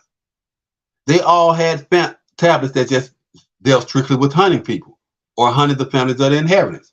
All right, hey, check this out. Check this out though, because Jeff, right now you said you're talking about Nimrod, and I don't want you to be too long-winded, but I want people to understand when it says Nimrod was a mighty hunter on the earth, even greater hunter than Yah. What was it talking about? What kind of hunter was Nimrod? Can you explain to them that real quick? Well, actually, I explained that right in the beginning. He was a hunter of families. He was a hunter of families. When I say a hunter of families, when I told you that, did you notice how when I was reading the ministry and it was showing the judgments, that how when Esau came against Jacob, he took all his possessions, everything. He took everything. He used the ministry. He gave his son Eliphaz a ministry to desolate an honorable man. So that means somewhere in the ministry, he knew the law enough to come against an honorable man if he wanted to one of the two, and break him according to the law. And that's what he equipped his son Eliphaz with. He gave him a ministry to come against honorable men. And Eliphaz brought that ministry against his uncle Jacob. But when Jacob peeped it, that's why he said he perceived that a ministry was given to him. And he knew if the ministry came from his brother Esau, and that his brother Esau was a hunter, that he was going to try to bring a murder cry against him. So he hurried up and made supplication to Eliphaz and his men. So they didn't take his life. They just took all his possessions. Because during a murder cry, you can take his life and all his possessions, as well as the life of their families and their kindred by blood, if you have it in your ministry. See, you have to study to put this stuff in your ministry. No one will do it for you. So if I have a ministry with a cutting instrument, I'm going through every book, every chapter looking for the cutting instrument just to strengthen my ministry. Because you must be reading my mind, man. Because I was just going to tell you real quickly, explain to them what is the cutting instrument. Because they heard it a couple times and they might not know what is the cutting instrument. What exactly is it? Well, to be honest with you, it's actually, besides hanging, and I say besides hanging, on the simple fact that if you're hung, you are considered a curse in this life and in the hereafter. So hanging is probably the worst punishment in the Bible, or in the scriptures. But besides that, it's the cutting instrument. Nobody wants that. You flayed alive, bro. They actually flay you alive. You got to understand, for each violation of the law, 40 stripes are rendered to you. And I believe I may have that somewhere around here, but for each violation of the law, that's 40 stripes. So if you violate let's just say you violate 7 laws, that's 780 stripes. I mean, my bad, that's what I said, you violate 7 laws. So you know what I'm saying? That'll be 280 stripes from a cutting instrument. So depending on how many violations you have, each violation is 40 stripes. So what does this cutting instrument? But what does this cutting instrument look like? It says it has teeth and blades on it. It's designed to prick the flesh from your body. It's flaying you alive. You are getting flayed alive. You're getting flayed alive. It's not a cat of nine tails. The whole instrument itself is metal. It's metal. It's made to whip you, to beat you. That's what it's made for. To flay you alive. It's the worst. You gotta understand, it's the worst death, because once you take that oath and you take that charge and you break it, you not only bring a curse on yourself, you have brought it upon entire patrimony. But see, this knowledge is just not coming. I'm actually sharing knowledge of the law, because I know these laws are not taught in Hebrew Israelite congregations. I know it's not. Okay, you have 613 laws. What person right now listening to this podcast can say that their shepherd in their temple have taught them all 613 laws?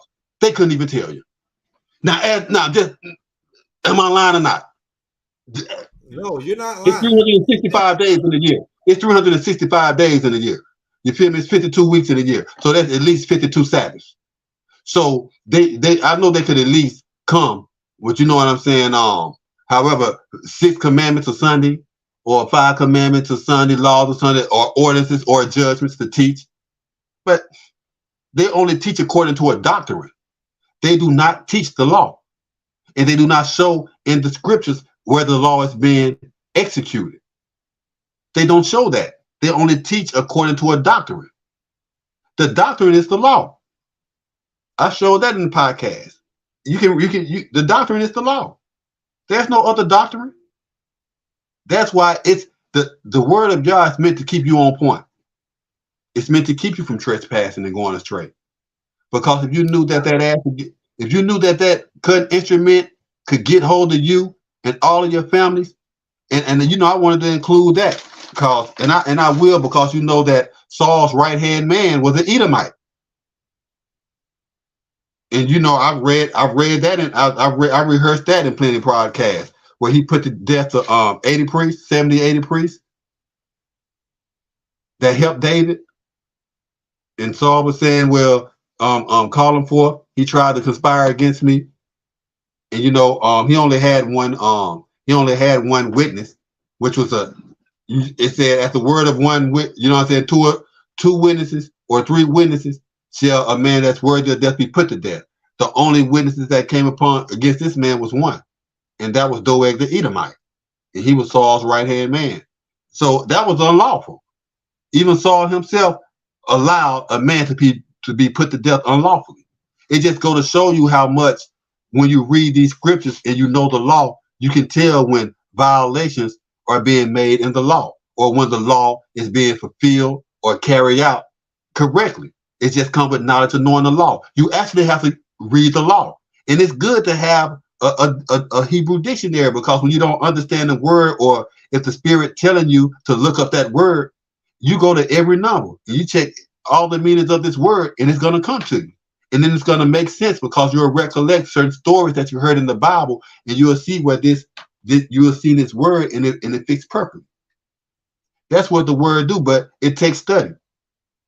It takes study. Now, real quick, what should everybody that's watching be expecting in part 2 of the contention of Jacob and Esau? What can they be expecting in this without giving up too much? I'll be going into more into the identities of who they are, because you got to understand. Listen. I'm gonna give you an example. I'm gonna give you an example, because just like Jacob is Israel, and Israel have an inheritance or a piece of land allotted to them. That's the same thing with Esau. The land allotted to him was called Edom. And Edom was called intermediate. How did they pronounce it in the Gospels?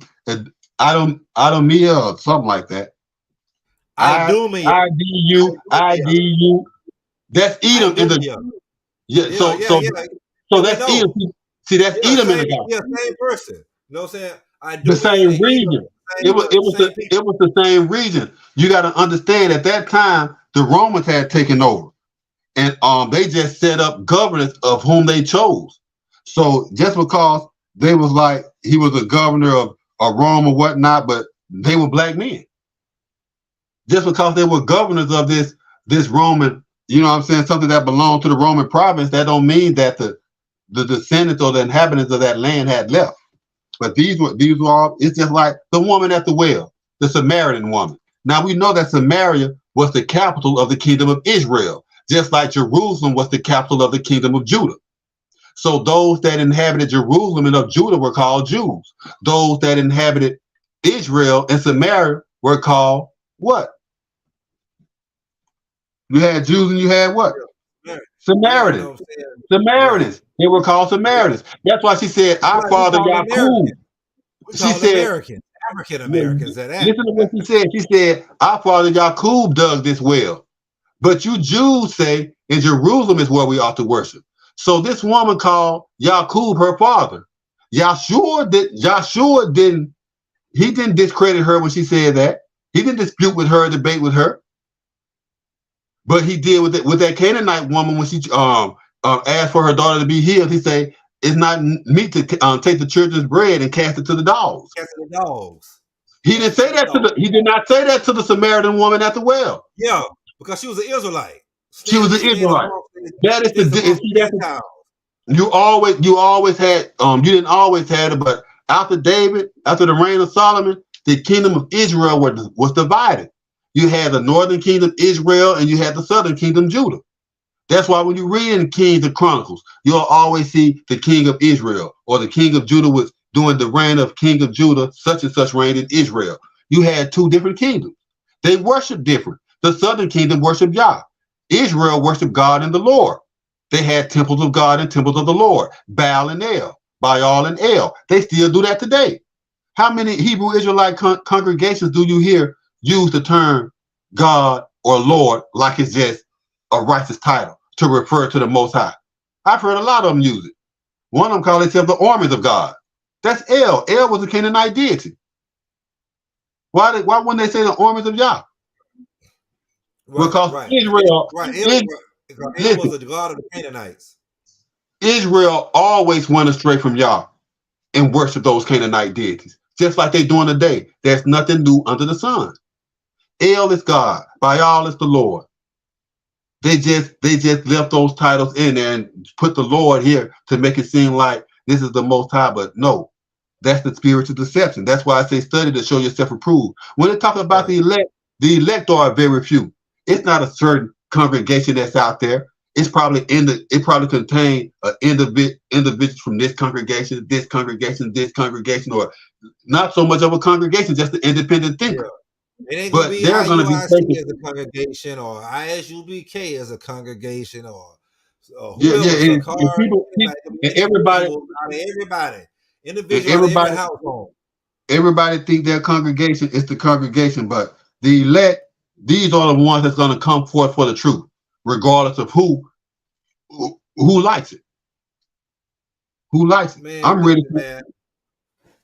I don't want to give them too much. I want to save a little bit for part 2. Yeah, oh yeah, I am. I told Dawid to get on, man. I don't know if he did, but he was in the comment section, man. He got on the comment section, man. It wasn't the comment section wasn't doing nothing. It wasn't nobody on comment section but Dawid, man. Because when this word coming out and it's just scriptures being read and ain't no folly, no kind of drama, that's when everybody go in and hide. See, the ministry can't stand up too. That's why I like to bring out that controversial and deep conversations, because people having conversations and about to bring their ministry, like you say, and you meet, it's just anybody gonna get filleted. You know what I'm saying? We ain't going nobody breaking the law or nothing like that. It's just everybody bring what you know, and they scared of that, man. And see, I'm gonna tell you what it was. But see, I'm gonna tell you what it was for me. It's not bragging, but man, I did 20 years, bro. I had plenty of time to do it. Even though I had to go to details and whatnot, but I actually had time to sit down and focus and teach myself. I didn't have no outside influence trying to lure me this way or that way. I actually sought to understand it for myself, and I studied the different books. So that's what helped. That's what helped me out. Nobody telling me in my ear, well, this how you're supposed to do it, or this how you're supposed to do it, or we're gonna take this away from you. We're gonna kick you out the community. No, there wasn't none of that with me. Not with me. Yeah, man. I think you'll have a good conversation with the WASP Creator Game boys, man. I think you have a good conversation with Shalom, Malachi Maccabee, Cosmic Cal, man. I believe you have a good conversation with those. And all them boys. I have to read up on it. Yeah, man. But hey, I appreciate y'all, you know what I'm saying, watching. Brother Israel, aka Fred Jackson, I appreciate you. Hey, y'all stay tuned in for part 2 of the contention of Jacob and Esau. Part 2 is coming up. And I'll be going to the oracles. I'll be going to the oracles of the prophets on that. And he be going to the oracle. And he's gonna bring out the identity, what they look like. Who was Esau the white man? Is Esau the white man? They're gonna get into all of that. You know what I mean? You know, and I'm gonna go back over. I'm gonna go back over who the Canaanites was just real briefly. Real briefly, I know Sister Naphtali and me and you got the same kind of concept on that. You know what I'm saying? See, everybody gonna learn. You gonna to read the Bible. You ain't gonna keep just listening to people and say, "Oh, and he or she reads, and he or she." No, it's gonna be you read. You study and show thyself approved. Self-approved. Hey. A word need not be saying rightly dividing the word of truth. You got to rightly divide. Most High God, rightfully dividing. Hey, but check this out, man. I appreciate you, Fred Jackson, man. We'll try to do this again, maybe in a week or two. Get part 2 in for you, man. Get your nice thumbnail. You know what I'm saying? I appreciate all y'all out there. Hit that subscribe button, hit that like button, share with family and friends and people like mine. Until next time, peace, love, and hair grease. Love you all. Shout out to the brothers out there in the prison. Shout out to Dawid, man.